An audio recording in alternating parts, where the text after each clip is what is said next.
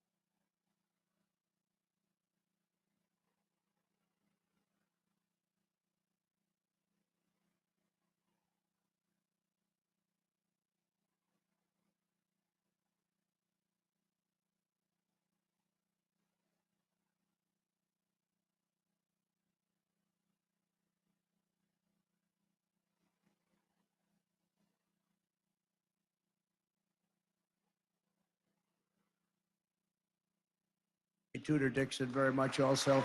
Job you've done.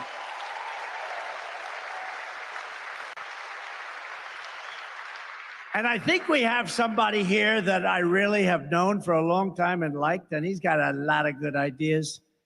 He's got a lot of good ideas, especially when it comes to women's health and health generally.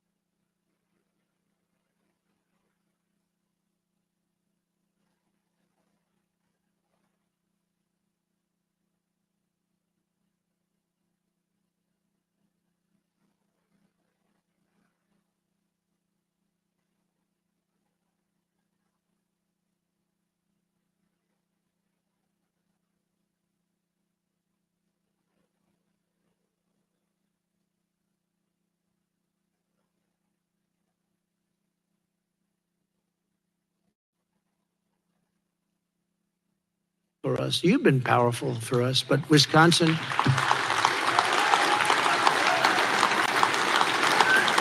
I mean, honestly, any place where there's honest voting has been powerful for us.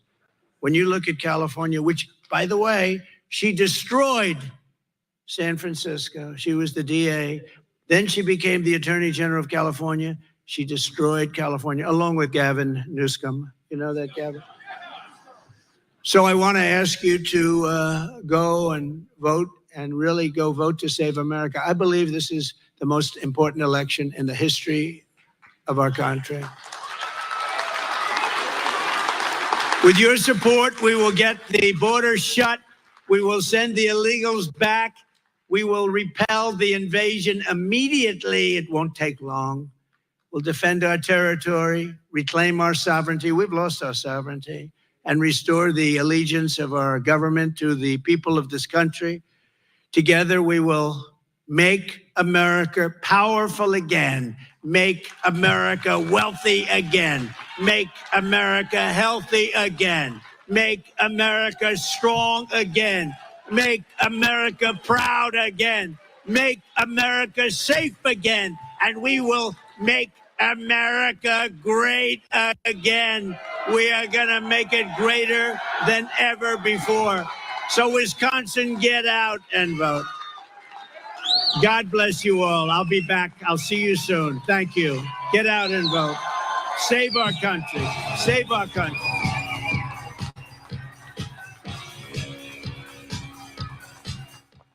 Former President Trump wrapping up his remarks in Wisconsin as he traverses battleground after battle.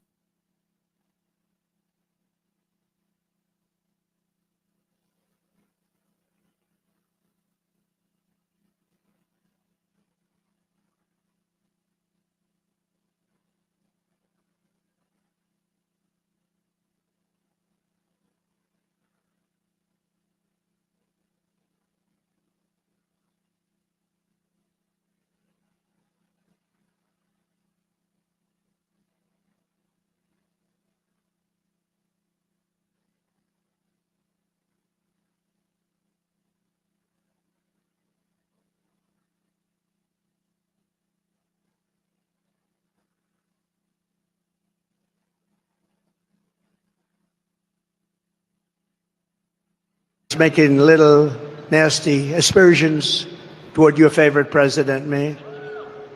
But take a look at the war happening right now in Ukraine. It would have never happened if I were president, to start off with. And there didn't even have to be a settlement. It wouldn't have happened, period. Russia wouldn't have gone in. I spoke to Putin about it a lot. I got along very well with Putin. I spoke to him a lot. You know, I was the one that ended the pipeline, Nord Stream 2, in Europe going to Germany. And he said that was a bad thing. That was the biggest job. But then they say how nice I was to Russia. No, I wasn't nice, but we got along. We had a good relationship, which is a good thing, not a bad thing. But what's happening in Ukraine is a very serious matter. Let's say we did settle. And a deal would have been made with Russia years ago, 3 years ago, before it all began. And we could have made a deal easily. Could have made it easily. If we had a president who was intelligent, we could have made a deal easily. But what do you have left now, right? 3 years of horrible fighting. The country is absolutely obliterated. Millions and millions of people, including all of these great soldiers, they're dead. Those gorgeous buildings with golden towers are demolished and laying broken on their side. And you'll never see that kind of a town or city again. Can never be duplicated. They're all demolished other than Kiev. You'll never be able to rebuild the cities or towns the way they are. Impossible to do. They were thousands of years old. And just think about it. Just 3 years ago, you had a beautiful civilization, millions of people that were living that are now not with us any longer, magnificent towns and cities that were so beautiful could never be reconstructed, other than Kiev, which is actually starting to be hit right now. He wanted to save that. Most of the country is gone. The heritage is gone. So many people are dead. Many people have left for Poland, for Hungary, and for other places, never to return. And that includes many, many Russian soldiers are dead. A deal could have been made. There wouldn't have been one person that died, and there wouldn't have been one golden tower laying shattered on its side. A deal could have been made if we had a competent president instead of a president that egged it all on. And Biden and Kamala allowed this to happen by feeding Zelensky money and munitions like no country has ever seen before. Every time he came to our country, he'd walk away with $60 billion. He's probably the greatest salesman on earth. But now Ukraine is running out of soldiers.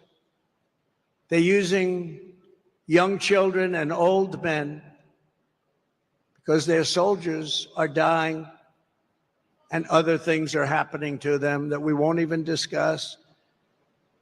So many are badly injured. And what do you have? What deal can we make? What deal can we make? It's demolished. The people are dead. The country is in rubble. And who are these people that allowed this to happen? Who are these people? I said, don't let it happen. This never happened in my 4 years. I told President Putin, you're not going to do it. He would never have done it. They started to form after I left. And I actually thought they were forming as a negotiating tactic for Putin. I thought it was a negotiation, but through a lot of bad statements and stupid statements, he went in, and he's no angel. It's all such a horror. Biden and Harris caused this situation by the stupidity of what they said, by every move they make. But they caused the situation, and now they're locked in. They're locked in. I watched this poor guy yesterday at the United Nations. He didn't know what he was saying.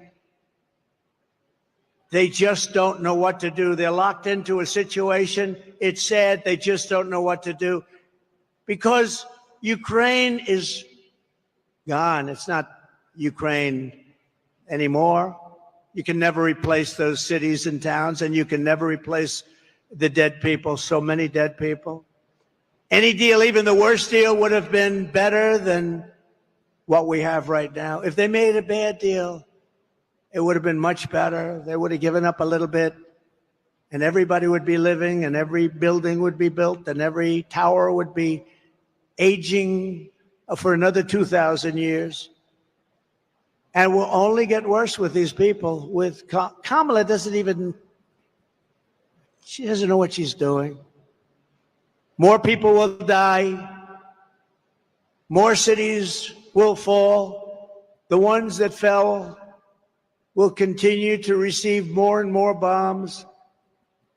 They'll be broken up asunder, worse than they are right now. Nothing is standing. The crops are dying. There's really nothing for the Ukrainian people to move back to. And it didn't need to happen. Those buildings are down. Those cities are gone. They're gone. And we continue to give billions of dollars to a man who refuses to make a deal, Zelensky. There was no deal that he could have made that wouldn't have been better than the situation you have right now. You have a country that has been obliterated, not possible to be rebuilt. It'll take hundreds of years to rebuild it. There's not enough money to rebuild it if the whole world got together.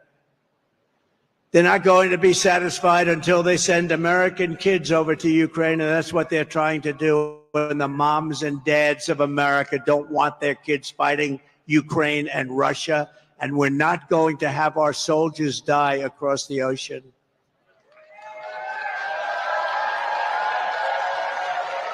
I will restore, as I did for 4 years, the only president in 81 years, they say, no wars. Hillary Clinton said, look at him, look at him. He'll immediately start wars. No. Then she said, look at his rhetoric. He's going to start wars. I said, no, my rhetoric is going to keep us out of wars. And that's what happened. I kept you out of wars. My rhetoric kept you out of wars. I stopped wars from happening. If it were somebody else, they would have gotten 5 Nobel Prizes. I never even got a mention, and I wouldn't, because I happen to be a different kind of a person, and the fake news treats me much differently than they treat other people. Obama got a Nobel Peace Prize, and he didn't even do it. He said, why did I get it? He had no idea. It was immediate as soon as he walked into office, practically. He didn't do anything.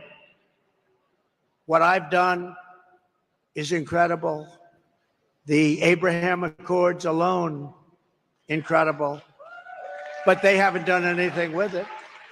We would have had every country just about in the Middle East signed into the Abraham Accords, but the Abraham Accords brought peace. We would have had total peace in the Middle East. But I don't care about that. With the Nobel Prize, I had so many people, you should get the Nobel Prize. I said, don't worry about it. They don't get the Nobel Prize to certain people.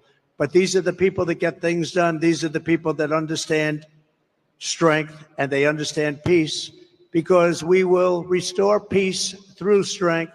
We will rebuild our cities, including Washington, D.C., making them safe, clean, and beautiful again. We will keep the U.S. dollar as the world's reserve currency. This is how we will end the era of inflation, mayhem, and misery under Kamala and Crooked Joe, and unleash safety, prosperity, and peace for Americans of every race, religion, color, and creed. We're going to do things for our people that haven't been done for a very long time. And we started 4 years ago. We were doing things that nobody ever believed, jobs. We had the greatest economy in the history of our country 4 years ago, 7 years ago, 6 years ago, and 5 years ago. Together, we will deliver low taxes, low regulations, low energy costs, low interest rates, low inflation, so that everyone can afford groceries, a car, and a home, the American dream. We will stop the invasion and end migrant crime, support our great police, strengthen our military, build a missile defense shield over our country, keep critical race theory and transgender insanity the hell out of our schools, and we will keep men out of women's sports. We will defend the Second Amendment, restore free speech, and we will secure once and for all our elections. Our elections are under siege. Everyone will prosper, every family will thrive, and every day will be filled with opportunity and with hope. But for that to happen, we must defeat Kamala Harris, and we must stop her country-destroying liberal agenda once and for all. It has to end. We have to bring our country and take our country back. So get everyone you know and vote. We want a landslide that's too big to rig. Very simple. Too big to rig. On November 5th, we will save our economy. We will save our country. It will go down as the most important day in the history of our country. We will rescue our middle class. We will reclaim our sovereignty and restore our borders. We will put America first all the time, and we will take our country back. North Carolina, get out to vote. Thank you. God bless you. And God bless America. Thank you very much, everybody. Thank you. Everybody. And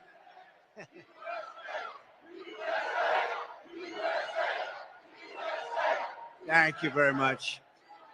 A very big hello to North Carolina, special place.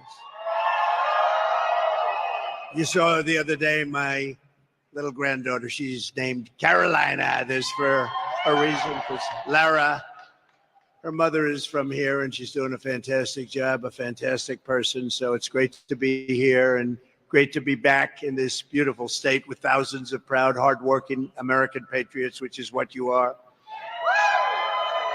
I want to thank very much Glenn Mosak and everyone at the Mosak Group for welcoming me today. This is a beautiful, fantastic place. And I must tell you, Glenn is the owner and the boss and all of that. And he grabbed me as I'm coming up. He grabbed me, sir, I want to just tell you something. He said, before tariffs, when you put those tariffs on, this was just a dead, empty building. It wasn't functioning. And you put those tariffs on, and now we're a manufacturing powerhouse. He said they were only importing product. Now they're making product, and they're making a lot of it. You see a lot of it here. That's a lot of product. And I really, I know that. I've known that for a long time. And that's what we're going to be doing on a much, much larger scale. And